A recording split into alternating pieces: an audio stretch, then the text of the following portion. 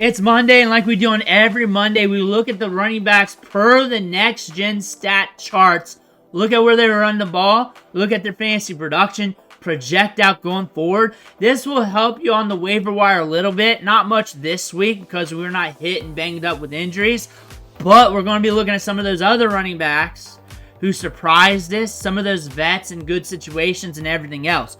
But before we dig in, you need to click that subscribe button right now. Tomorrow we're going deep on the waiver wire.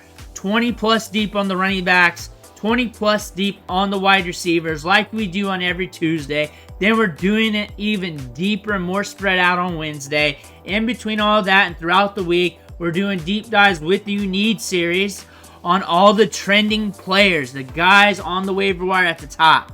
Those guys climbing the depth chart, breaking news, whatever it is. I try to get as many of those deep dives out as possible so you can make those decisions for yourself. Ric Flair's watching too. You don't want to disappoint him. Click that button. Stop missing out. But we're going to talk about the big daddy here, Isaac Guerendo. And I just want to point this out before you type it in the comments. We got a bye week coming up. We got Christian McCaffrey doing crazy stuff. So we may not be the guy here in the next few weeks.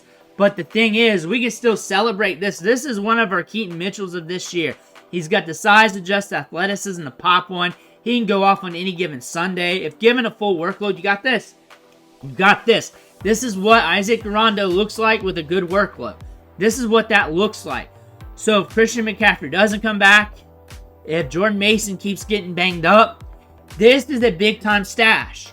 And every week on the waiver wire this year, we keep talking about him because of this. And then he pops one off like a week or so ago.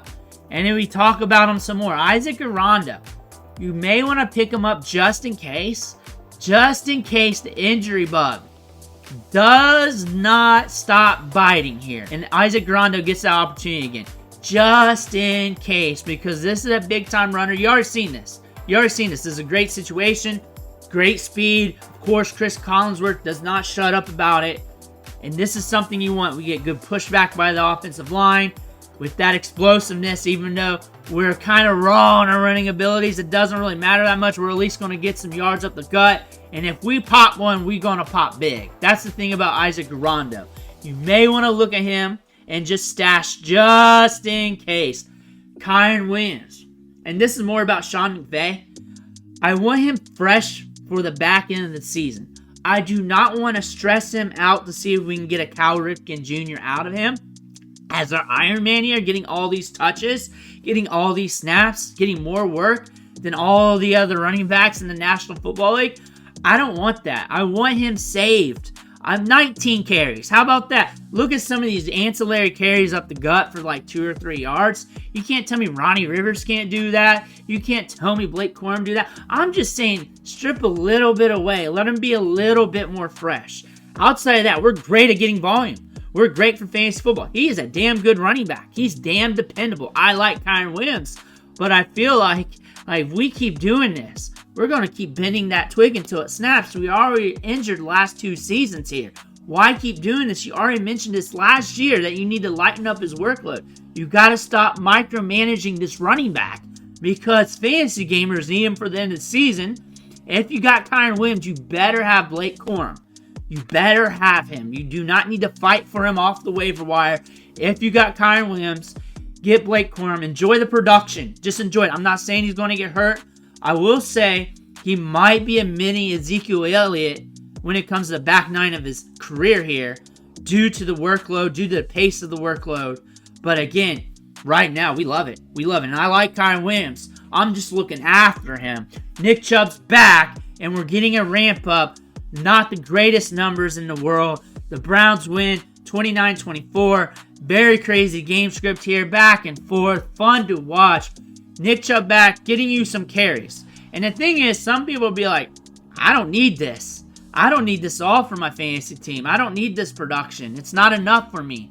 And then some of you guys are looking at this and like, I want this. I need 16 carries. I need a guy getting double-digit rushing attempts. I need that like my life depended on it.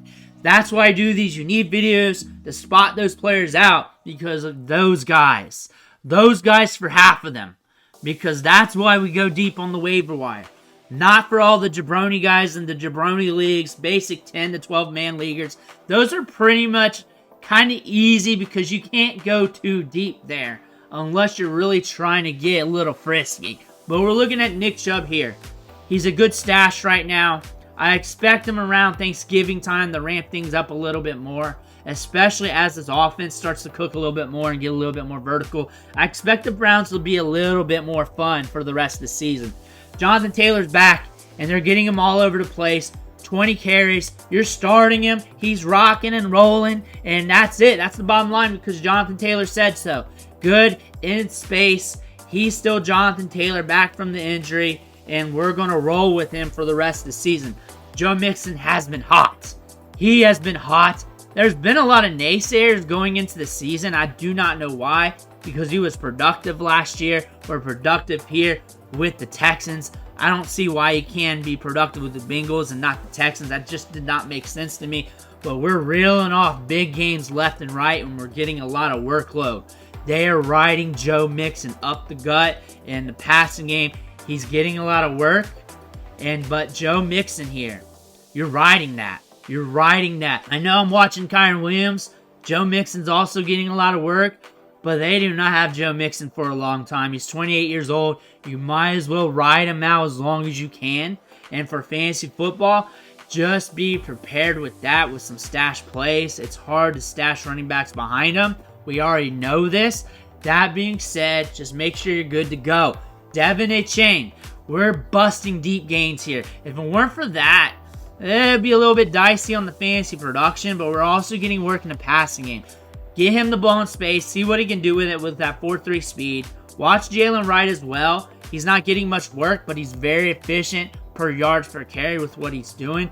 I could see that amounting for more work going forward. If something happens to Achane, he's probably going to get more work. But Achane's being Achane. He's going to be more valuable throughout the season with Tua back. We all know this. Jahmyr Gibbs had himself another day, and he has been hot lately. He's been hot all season.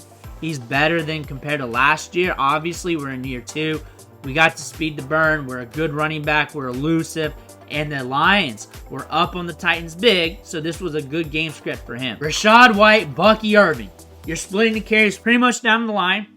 They're both being used in the passing game. You don't know which one to start if you have them, if you got to start one, because you're not going to know. It's all in game. It's all per series. They split up the workload. Sometimes they're both in the backfield at the same time. You're just going to have to roll with it. They're both good running backs. Rachaad White's different. He's not as efficient between the tackles, but he's great in space. Bucky Irving's good everywhere. He's very good everywhere. Sean Tucker is going to be the dagger in those games where Buccaneers are up big.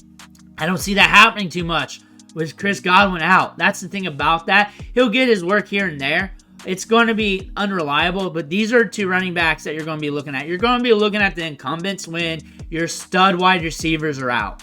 You're going to be looking at your incumbents when those guys are out until you figure things out. That's just common sense from a coaching standpoint. You're going to go with your reliable players, those guys that got you deep down into the season. You're going to rock with them, see what you can do, and they're getting more work in the passing game. Both of them.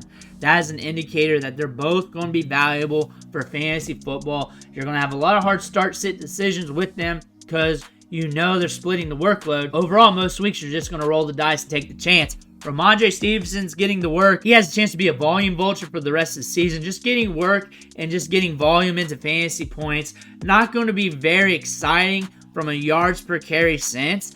But again, that volume's going to get you over that threshold in some weeks. You're not going to love it. You're going to have some nasty start-sit decisions with them. But that's really what you're here with Rhamondre Stevenson, especially if Drake May's going to be out for some time because they were moving the ball pretty good. We might be back for the next few weeks how we were, where it's just ugly with the Patriots.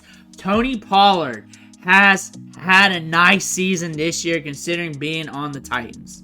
It's been nice this year. He's been getting you production. He's been good between the tackles. He's been explosive. He's been one of the better running backs in the National Football League considering the quarterback play he's been dealing with. It's been nice. 94 yards this year. Caught a couple balls. Tony Pollard is just making the best of his situation. Those are the running backs from Week 8 looking at the next-gen stat charts. Let me know what you think in the comments below. Make sure to hit that subscribe button on the way out. One thing for watching. Catch you on the next video.